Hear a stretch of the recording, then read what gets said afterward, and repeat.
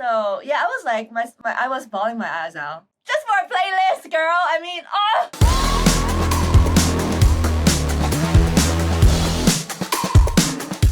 Welcome back to another episode of Unfiltered by Symphonic.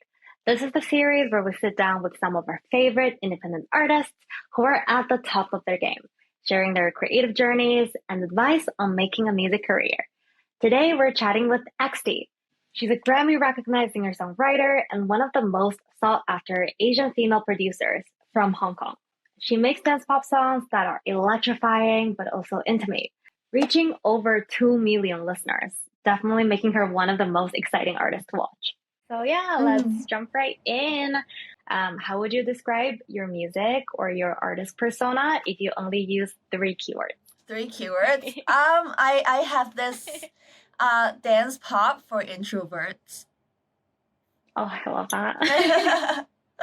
Yeah, because I love making dance pop because I think that's my main thing when I do my artist project. But then, we have like Charlie XCX. She has the Brad moment in 2024. We all love that.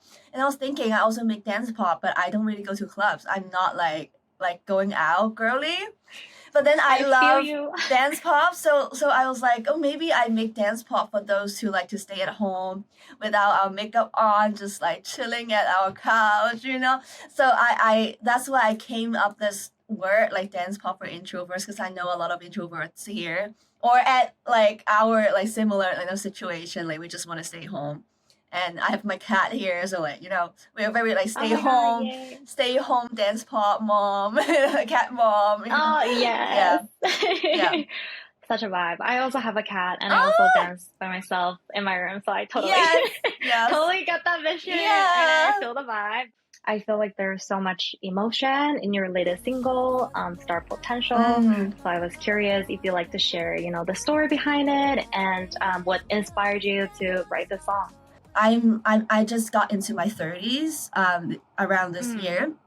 So I have this idea of parents are getting older as well. I love being in the 30s, and this is something that I want to be inspired and inspire other people as well to be in the 30s as a woman, that we can thrive. And I think this is the best decade for us to thrive. But then I also realize parents are getting older.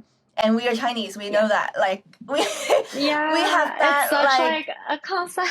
Yeah. So Star Potential is about. I think I'm still delusional about my artist project. I'm still hoping to pay their bills with my Star Potential.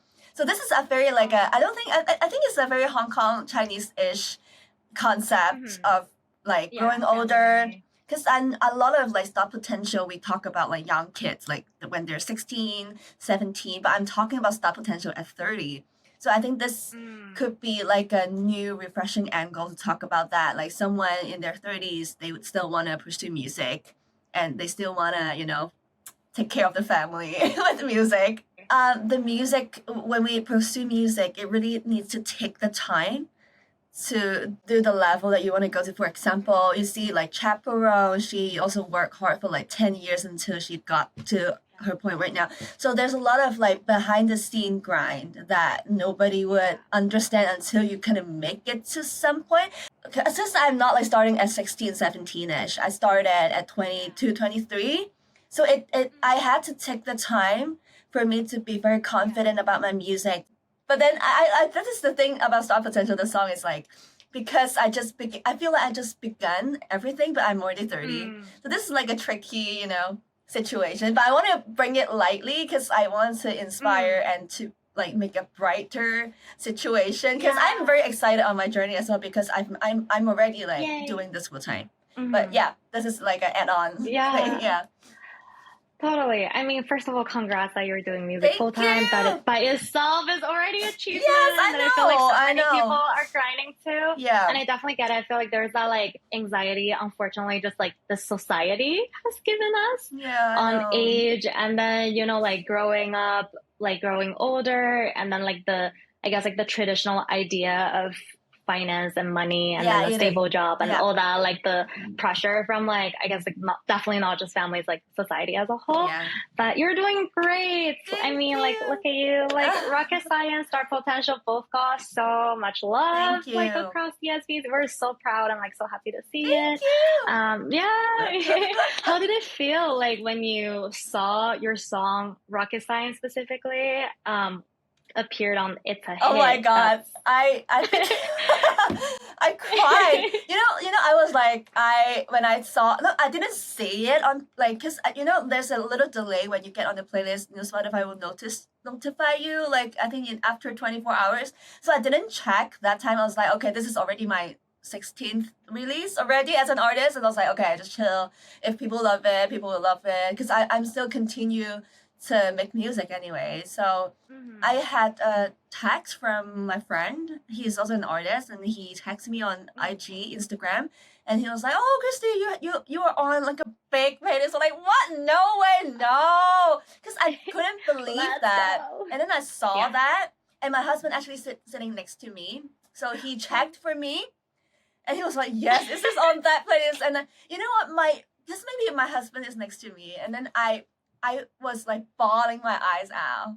I was bawling my eyes, and my knee was like jelly. I'm feeling like a jelly. I'm just like, oh, I didn't expect that. Like, I didn't expect my emotions will come like that time, because it's so difficult to get on the playlist.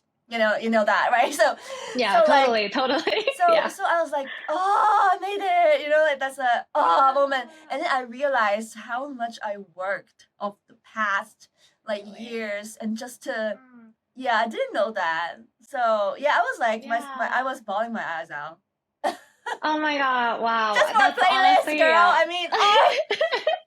But if it's a hit, it's a different playlist. It's not just a playlist. It's like it's a hit. That's so huge. I know. I got emotional just by hearing you talk about like how you found out that all that must be like so rewarding after so many years of like grinding. I know. Since like you're in your early 20s and just grinding as a producer and then as an artist, and now you're seeing like finally these milestones like just really step by step. So super inspiring. Yeah, it's really feeling like something is bubbling, because before that, the first few years of my project, I feel like I still feel small as an artist. I don't think that, like, I'm not like, oh, I feel small, but like I do feel small as an artist, because I'm still on the way to build my audience and build a fan base, because I spend so much time doing everything behind the scene as a producer, as a songwriter. So I only really like hone into my artist project the past few years. So getting on that playlist feels like, oh, finally something is brewing,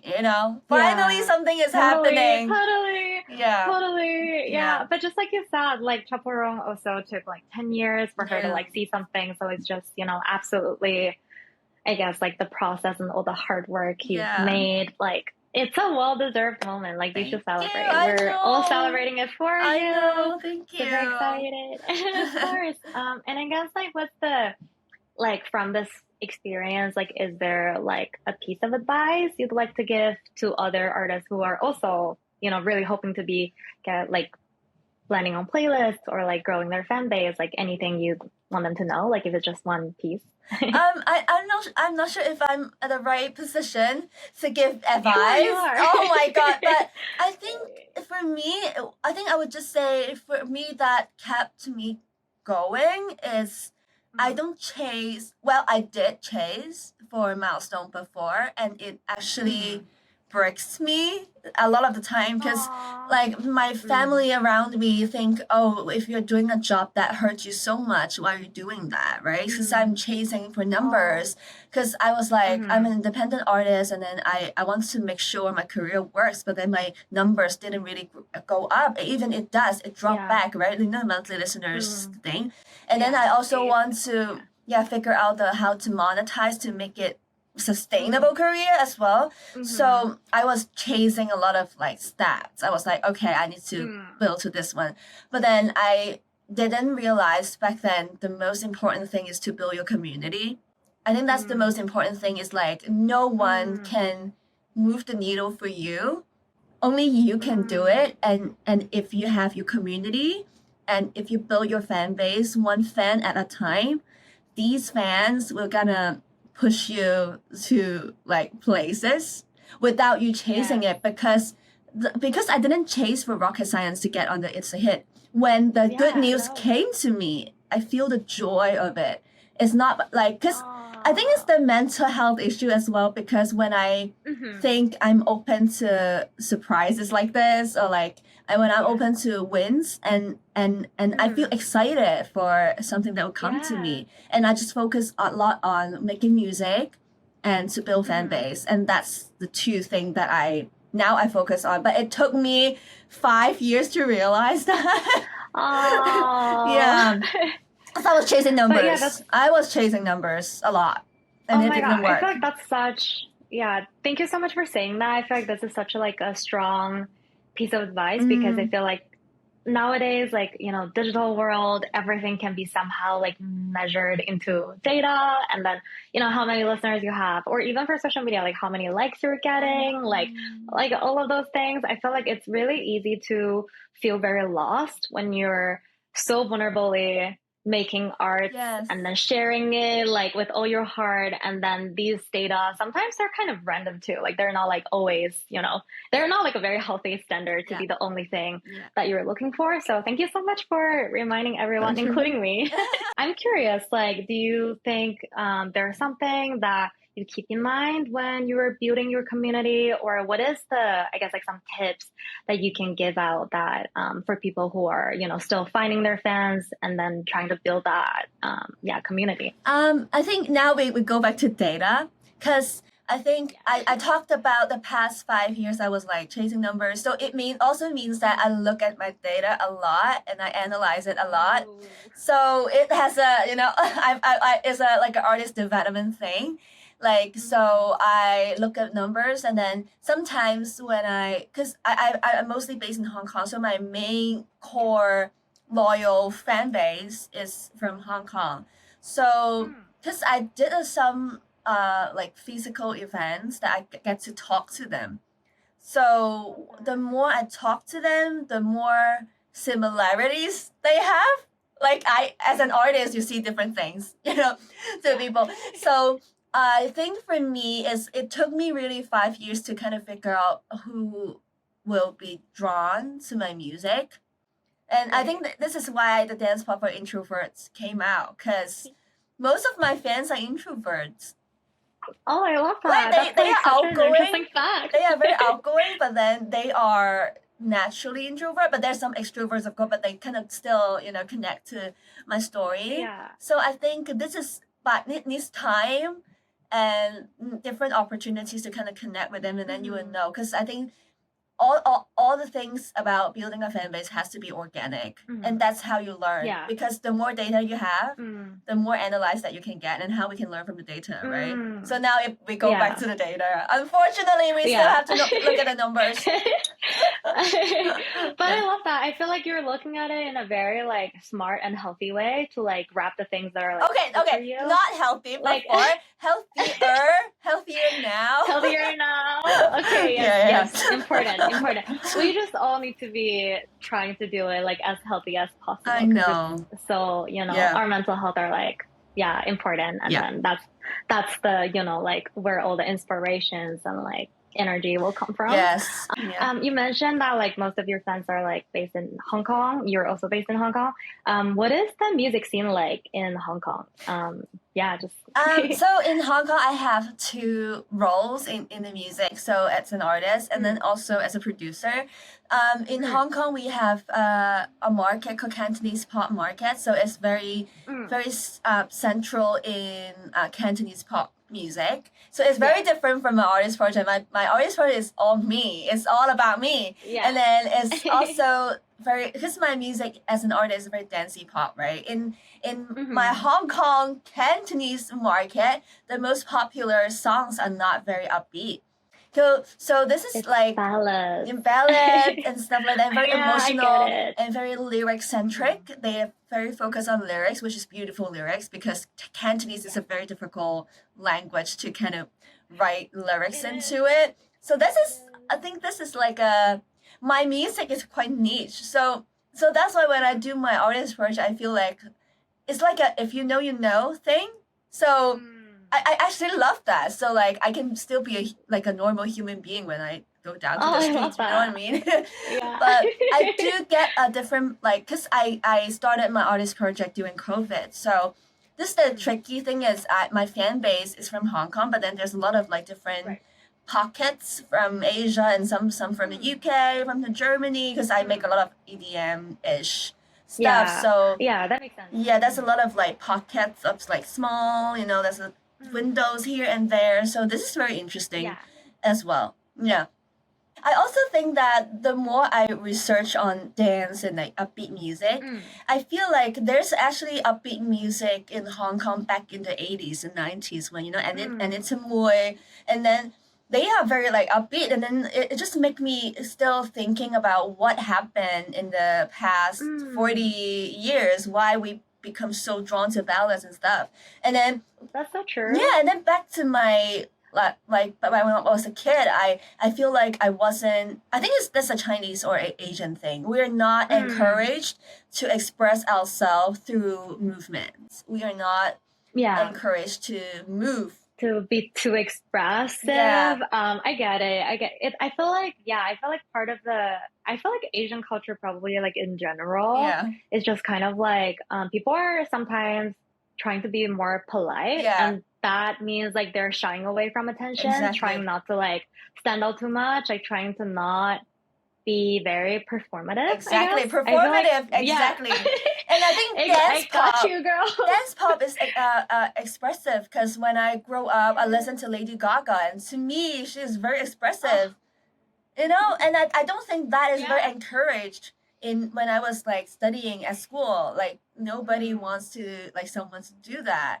But I was like, I want to do that. That's why I'm 30 now. I can do whatever I want. But then I love that you're inspired by Gaga. I am very much inspired by Gaga because this is the thing about being a teenager in Hong Kong. I was so insecure about how I look, and because I have eczema as well, and that's the other story that I started my music industry work like job as a producer is because even I love music, I was so scared to be seen. I was so scared to stand on the stage and people look at me and they don't listen to my songs, but they look at my skin.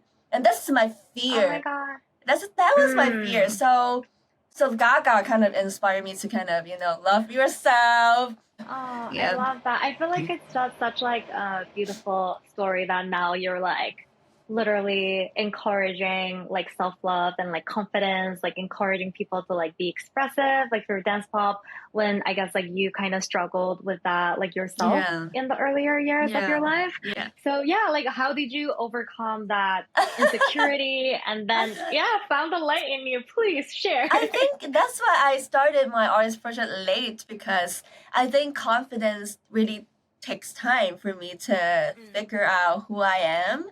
I think not until when I was 25. I still, before 25, I was like, okay, maybe I just focus a lot because that time I still have a corporate job at the office. And then I was still like producing for artists in Hong Kong, but that doesn't really sustain me as a full-time career. And I was like, okay, maybe I'll just do a lot of behind the scene because I feel like I'm not confident in my singing. I have a lot of excuse for myself. Before 25.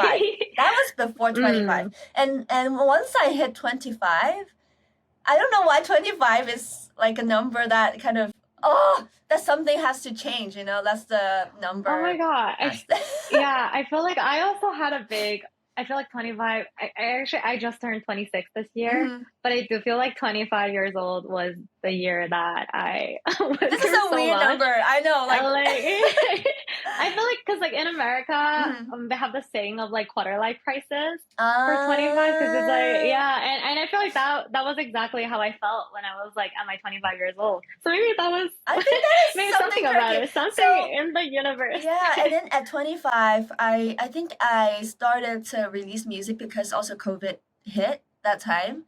And everything was like crazy because we didn't know what's happening around the world, and the world was shutting down. It was like, oh my God, I want to be a singer. I always want to be a singer. And then that's how I started releasing music. And I remember I just Google how to release music. And that time I have no idea I want to make like Wow. as a full-time career as an artist. I just want to put my music out. Mm. I just want to connect with people. And I don't think that Yeah. time by the year of 25 years old, I Mm. didn't realize artists could be, something that I wanted to do. That is like a full-time Mm. thing. So I just I learn about see. the music business at the same time, learn how to release music. And now it's like TikTok. Now it's have to be, oh my God, there's so much going on. So, Yeah. There are so once much you going start on. dipping in that, you can never go back. Yeah. Yeah. Yeah. Oh, super appreciate you. I feel like, Thank yeah, you're such a you. great like storyteller. I love Thank like you. hearing you just like talking about your journey and then your creative like, side of yourself and then the beautiful story of like overcoming your insecurity and then now finding your voice. I think it's absolutely inspiring. Thank you. Yay. Thank you so much. So good to Thank have you, you. XT. Thank Yay. you. This is Unfiltered from Symphonic, and I'm your host, Kathy Cho. If you enjoyed our chat with XT, don't forget to like and share. Subscribe to our channel and stay tuned for more conversations with independent artists who are out there doing amazing things. Let's keep growing together. We'll see you in the next one.